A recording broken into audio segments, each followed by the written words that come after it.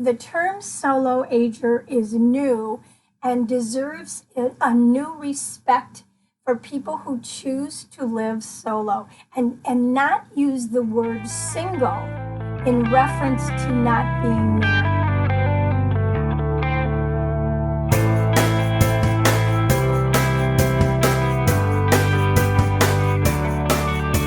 Welcome to Zestful Aging, where I talk with fascinating, talented, and inspiring guests who reflect on the adventures and challenges of aging and who are living their lives with vibrance and purpose. I'm your host, Nicole Christina, psychotherapist, writer, and fellow Zestful Ager.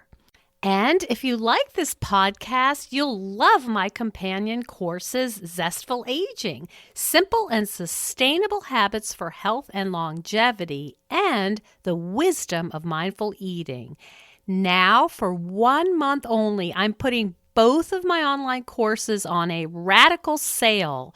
Both The Wisdom of Mindful Eating and Zestful Aging will be $19.99 each.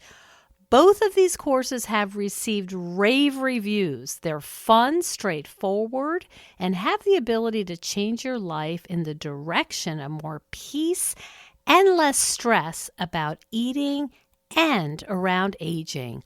No extreme diets or punishing exercise. More about creating habits that feel good and are sustainable, which is health promoting and leads to a longer, happier life. This offer will expire January 31st. Find out more at NicoleChristina.com. Well, I have my Jack Russell Terrier Sparky right beside me and my coffee in my hand. So let's begin.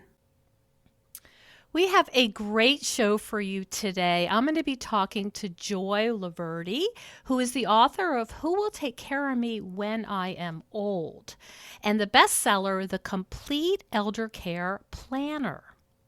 She's shared her expertise on the Today Show, CBS Early Show, Wall Street Journal, NPR, among many others.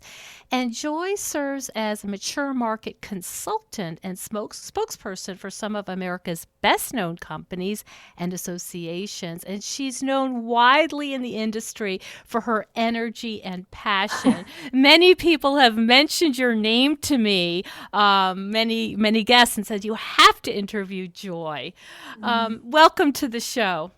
Thank you so much. It's great to have you. You know, we have talked on other episodes about caregiving, and it's such an important subject, and many people are learning about it as they go. But you also have another expertise I'd like to talk to you today about, which is really being alone, and maybe the caregiving is over, maybe situations, occurred that didn't create that, a scenario, and that people are actually aging alone. Is that something that you can talk a little bit more about?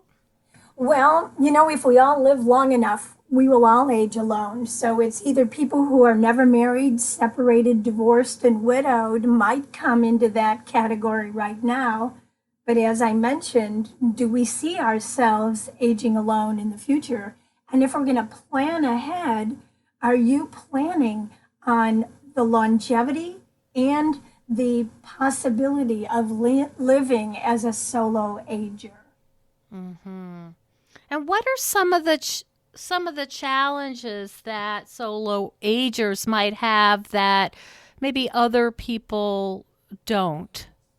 Well, the first thing that comes to mind, Nicole, is the thing about safety nets. We ask ourselves, who can I call at 2:00 in the morning? Mm-hmm. I mean, who's got your back? We make assumptions if we are coupled up right now that we could say, well, listen, the doctor told me I have to have somebody pick me up after I have this procedure. Mm-hmm. Can you come pick me up? But what about people who are aging solo? How do they ask their friends to come pick them up in the middle of the day when they may be working and unavailable? Mm-hmm. I can't tell you how many stories I hear from solo agers who say they ask their friends to be a power of attorney for their finances and health care, and they hear, no, I can't take on that responsibility. I'm not going to do it. Uh-huh. Oh, I see. Now, I'm wondering the word solo, the term solo agers. I'm not that familiar with that. I'm sure I've come across it reading or preparing for interviews, but do people actually identify themselves as solo agers? Yeah, the ice is starting to thaw, and people are beginning to see themselves as people who have chosen to not have children, or they're not married, or they are not in a serious relationship, a committed relationship, as I call it. You know, the term solo ager is new and deserves a new respect for people who choose to live solo, and not use the word single in reference to not being married. You see, Uh-huh. it is like it deserves its rightful place. Mm-hmm. In identifying as a solo ager, it will begin the process of the government and policy Mm-hmm. give reference to this status and give it the respect it deserves. We have to start using this term more often. Now, on that note, you may have heard, Nicole, the term elder orphan. Does that ring a bell? It does. All right. Well, I'd say throw that term out the window because it connotates victimhood and has nothing to do with being an orphan and is unrelated. Mm-hmm. We need to start standing up and saying we are not victims. We are in control of the choices that we make, and we need to go forward from a more positive point of view. Mm-hmm. Mm-hmm. Yeah, the idea of identifying yourself in a way that's not about, I mean, it sounds a bit pitiful, elder It's orphan. It's like think of a yeah. little, crouched over person in the woods looking for some breadcrumbs or something. Boy, I couldn't have said it better. Thank you. Thank you. So when you are a solo ager, well, first of all, let's talk about. Do you have a sense of what the percentages are of people who are aging solo? What does that look like? Well, today, 1 in 3 boomers. How's that? Wow. There's millions Wow. and millions of people. And with this Me Too movement, Mm, we anticipate more divorces because people over the age of 50 are divorcing at an increasing that's right. rate. That's And a so great here we go. divorce. Yes, yes. And so here we go. We haven't seen the light of day. I mean, it's coming fast. It's already here. And never forget that we are all headed to this category if we live long enough. It's pro Hmm. longevity. It's a whole new world, isn't it? We don't even know what the landscape would look like. Well, and currently we know that the landscape is void of the kinds of community services that we're going to need. Hmm. That Hmm. means is boomers are really good at creating community. You know, Hmm. way back when we did communes. Well, get a little help from our friends. Look what we're going to be doing again. Hmm. And I'm familiar, and I know you are, of the initiatives of cohabitation. Hmm. Could you talk a little bit about how that might benefit a solo ager? Sure. So there's a concept that is becoming extremely popular. It's called shared housing. Hmm. So you might have a house or you might have a house to sell. And the idea is to connect, either sell your house and move in with somebody else or vice versa. Also, the idea of becoming a member of a village while staying in your own home. So this means you take advantage of people all getting together who age in their own homes, but come together for resources and social activities. Hmm. Kinds of other concepts. I, for example, live in the concept that's called a NORC, It's an NORC, and that stands for a naturally occurring retirement community. Mm. Yeah, and they're all over the place. Most of them are in New York. People move into the apartment building that they absolutely love, and they never leave. And they all Mm-hmm. get to know each other, and they live in the It's like an organic process. exactly. And that's what I live in. I live in Chicago, and I live in Newark.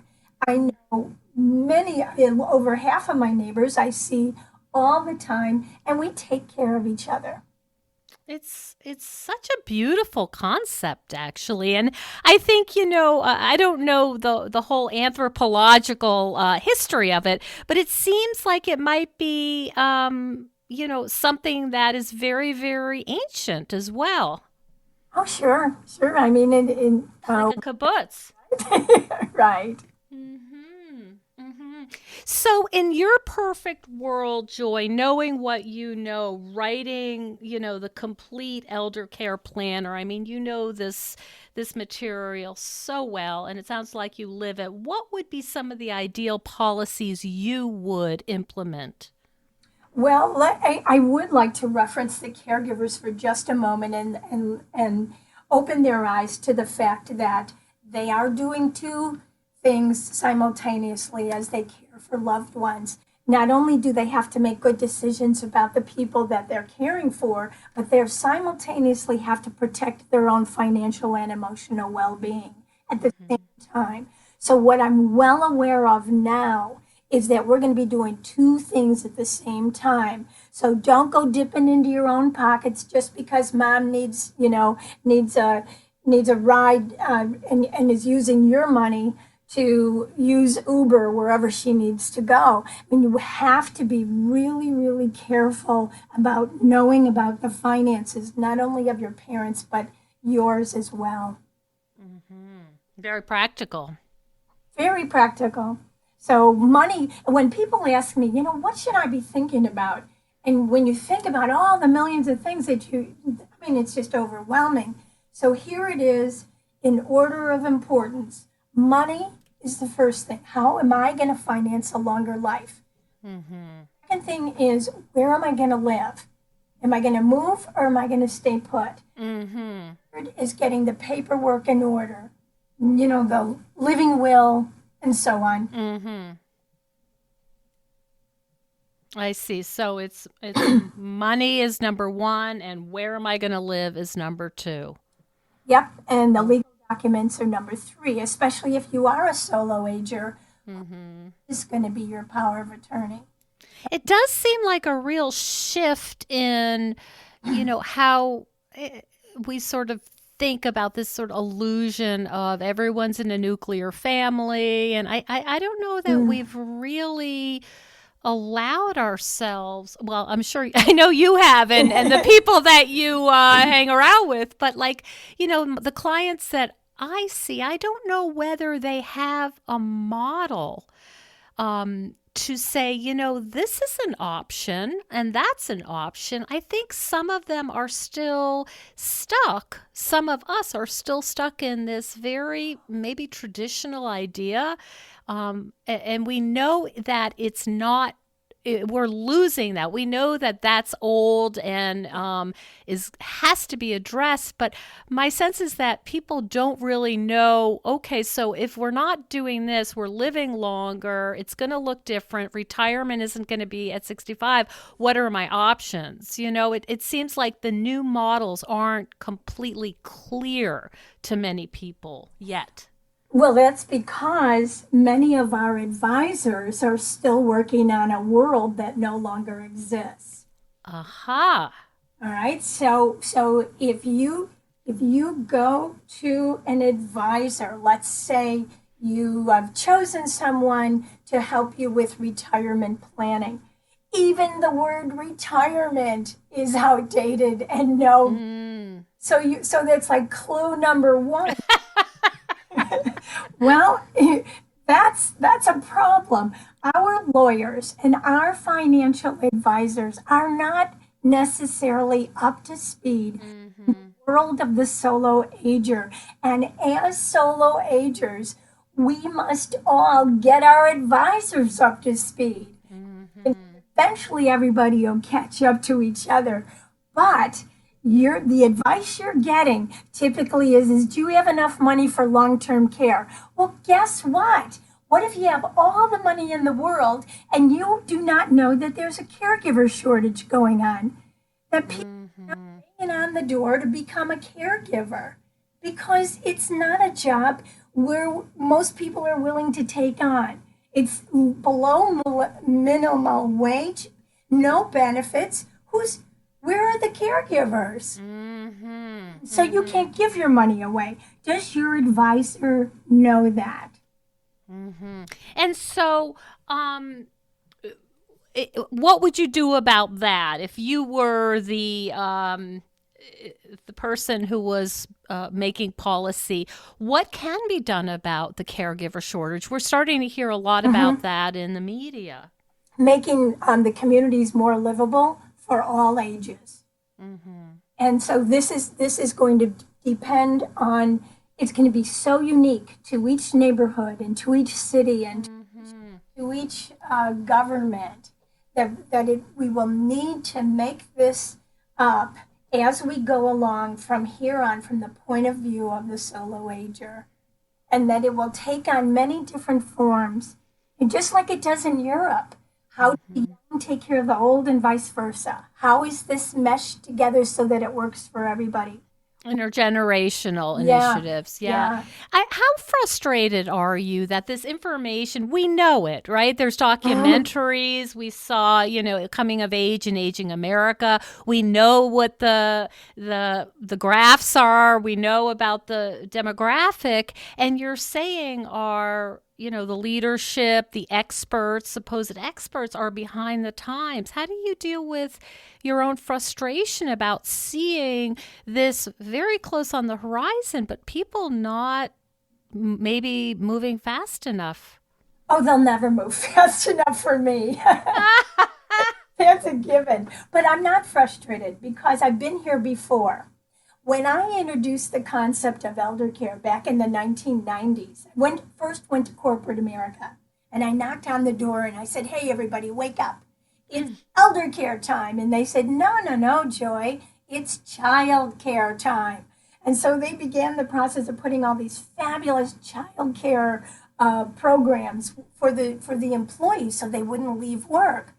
So I patiently little, Bided your like, time. but no, and I did not shut up and I kept on going and I kept knocking on those doors. And little by little, people began to get the message. So here we are again. I'm ahead of my time. I'm used to being ahead of my time. That's one of the skills I have as a communicator is speak so that people can hear you and keep talking until one by one the balls will drop from the sky and they will get the message. And that's Mm-hmm. the job. I mean, if you think about it, Nicole, the answer to who will take care of me when I'm old is me. Mm-hmm. And this is the underlying message. And people who are smart enough and awake enough right now to know that they need to, and brave enough, I should say, Mm-hmm. to go forward to begin to answer this question for themselves. That's all I can ask for right now. And there's great potential here. Oh, talk about entrepreneurs who are going to And have a field day. creativity. Yes. Now, this is the good news, the real, real good news. I anticipate many people beginning to take on new roles and get paid for them. I'll give you an example. We're going to need professional advocates outside the hospital, outside of the healthcare system. We're going to need somebody to be our power of attorney when all our friends say, "Nope, not going there." Mm-hmm. And so professional advocacy is a business that's going to thrive and it has to be defined, has to be licensed, has to be Mm-hmm. certified, but it doesn't exist yet, not to the scale that it's going to need to be. Mm-hmm. If anybody out there is looking for a job Mm-hmm. or a business, this Mm-hmm. is that. Mm-hmm. And what about the professional care, um, caregiving? Where do you Yeah. see that going? Because, Hmm. of course, most of us want to stay in our homes as long as possible. And so, what's the potential for like a more professional um, kind of caregiving? And I don't mean to Hmm. slight people who are caregiving, but Hmm. what else is out there, or what are the other possibilities? Because right now it sounds like it's a lot of unpaid, very difficult work. Hmm. Well, yeah, the aging life professionals. This is a new term that came from the old term geriatric case managers, which no boomer would even allow to have them step on, only because the title is so off base. But if we call ourselves, hey, I'm going to call my aging life professional, come on in, right? Mm-hmm. Okay, this is a profession that will also help supplement the course of the care that we're going to need. But it's going to be different because this professional is going to know how to create partnership between the client and the professional.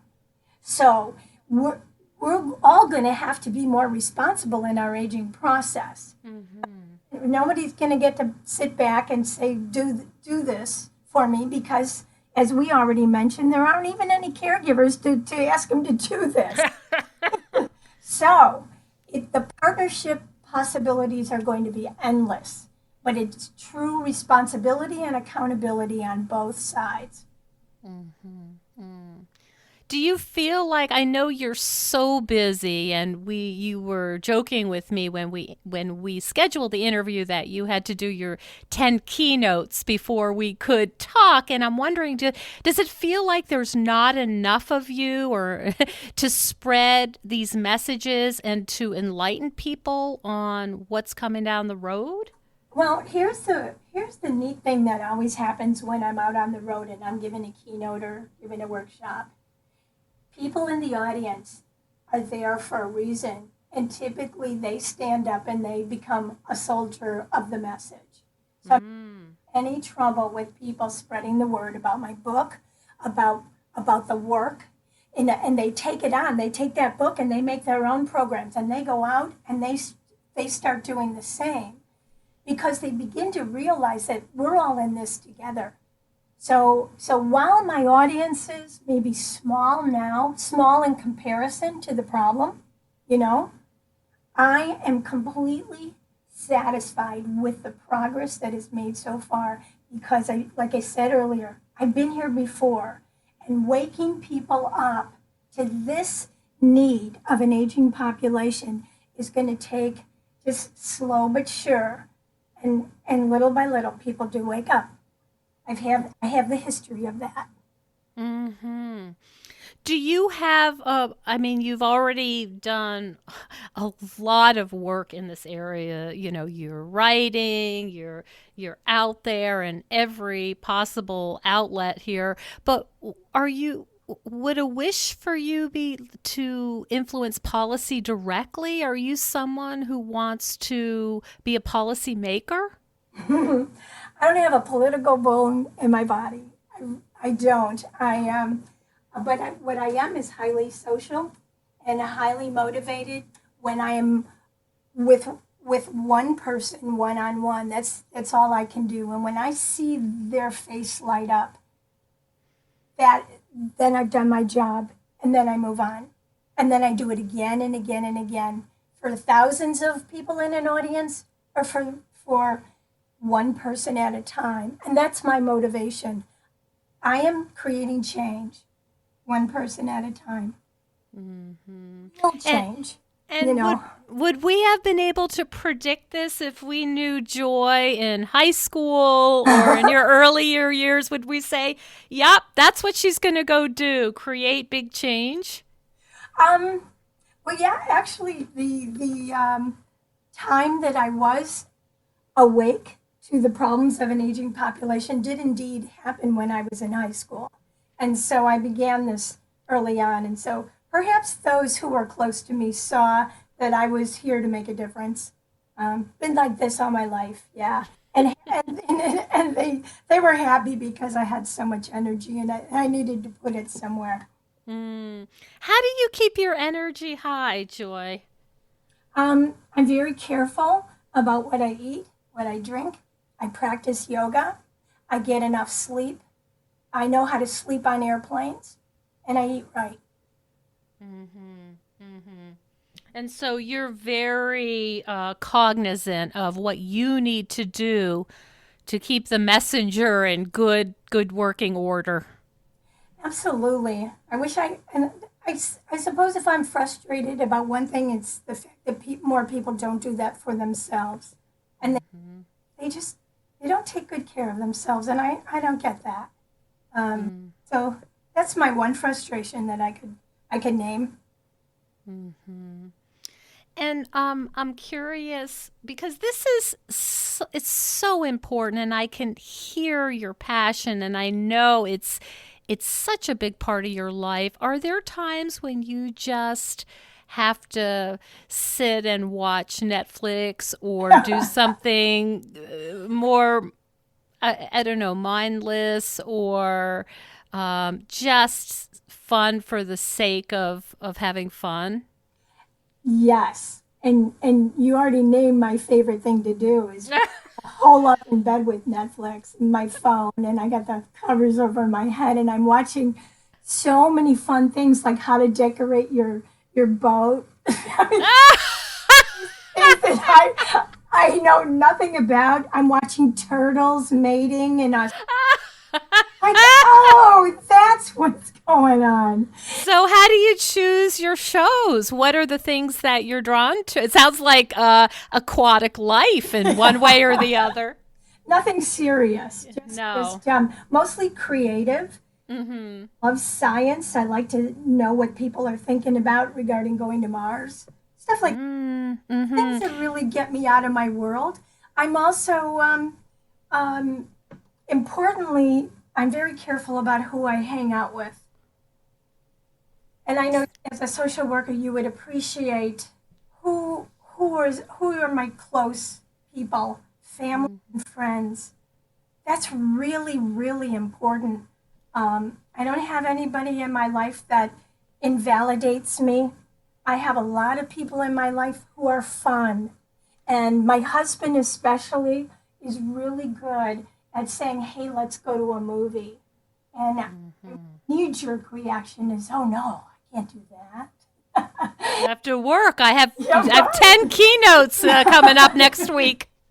And then he looks at me, and then I remember my commitment to him a long Uh-huh. time ago. And I say, okay. And I don't mean it, but I go, and I'm so glad I do. Hmm. So it sounds like the work can take on a life of its own. I mean, you're so committed and it's so important to you and to the world that sometimes you have to deliberately say, "Okay, I'm going to unplug right now." Right? It's so true, and it's so important. I've Mm-hmm. discovered sleep.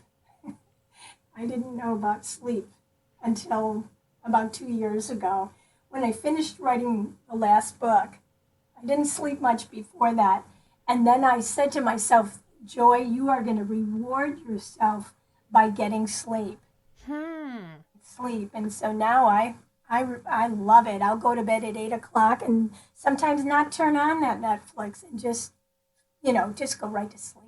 Yeah, that's Ariana Huffington's talks a lot about how important that is. Hmm. That yeah, that's right. So what's your next project? What do you see for yourself on the horizon in terms of your work? Just staying open. Being that my job right now is to listen and listen carefully, which is how I got here in the first place. So I'm ready to be available to what needs to be done. So I'm doing a lot of listening right now, and amazing projects are coming my way. I'm getting a lot of interest from corporate America, which is what I secretly hoped would happen when I started writing this second book, that corporate America would begin to look at their employees who are about to retire, or not even about to retire, look at their employees in a whole new way. How many employers know how many of their employees are aging solo? How important? And what are they telling their employees about how to plan for the future? My heart is so into being available to corporate America right now. So it's sort of this idea that you're going to teach the higher ups, and then they will develop programs or initiatives for uh, their workers. Is that how you see this going? Yeah, only I would substitute the word teach for wake up. That's my job. I just want to wake them up to the world of today, not the world of 1985. And what would that look like? Could you give me an example of something that you would be really thrilled about if you were able to work with a corporation? What would make you happy that they might implement? Well, interestingly enough, most people think that older adults are the loneliest people in the world, that they isolate themselves. But there are many, many articles that are already out there that are saying it is the young adults who are the loneliest generation in America. What would make me very, very happy is if corporate America would create opportunities for the younger and older employees to connect and learn from each other. So that's one idea that I can see is a true need for everyone. That intergenerational model. Yeah. Hmm. How is that true in your life? How is your life sort of intergenerational? Well, I come from a big Italian family where we have been intergenerational since the day we were born. And everybody's in everybody's face. The young and the old, in the kitchen, in the living room, on the phone. And so I am pretty much living the legacy of a culture how to do intergenerations like the back of their hand. We don't even. I was giving a talk a couple of weeks ago to a group of people, and I said, one of the things we all need to learn and get better at is this thing called critical thinking. And they all looked at me, and I said, well, don't worry, I didn't know what critical thinking was either, really, until I started to write the latest book. And I said, critical thinking requires that we get out of our comfort zone and start surrounding ourselves and asking questions to people of different generations, different cultures, different ages. Example of how sometimes I ask my 6-year-old granddaughter what I should do about a certain problem. And she comes up with the best answers. And I was like, oh, I love her. That everyone has a certain wisdom, that they all bring something to the table, whether it's your 6-year-old granddaughter or maybe your grandmother. Exactly. That's just such a lovely model of wholeness and interconnectedness. And think about how she feels. And I don't do it to make, to make her feel good. I'm seriously asking for her advice. And she loves giving it to me. I bet she does. Does she know that you've been on television and interviewed on these big media outlets? Has she seen you on TV? She's seen me on TV, and she knows I write books, and she's a reader. I brought her mom up to be a reader, and now my granddaughter and her sisters and brother are readers. And so she has a lot more respect that I write books. Oh, that's lovely. It sounds like she's your biggest fan. Yeah, I'm taking her on the road. Ah, lovely, lovely. So for our listeners who are solo agers or anticipating or wondering or, this is piquing their interest, where can they find out more about that? Do you want to send them to your website? Is there one of your books that speaks about this in depth? Where would you take them? Well, the advantage of going to my website would be all of the hundreds of articles, Mm-hmm. interviews that are already on the website. So that brings Mm-hmm. some depth to the topic. To buy my book, it's called Who Will Take Care of Me When I'm Old? Mm-hmm. Wherever books are sold, so they can find it on my website or they can find it on the internet at the popular bookstores. Mm-hmm. And your website is elderindustry.com. Is that where you want? Yes. Okay, okay. Any last thoughts before we wrap up, Joy, that you'd like to share with our listeners?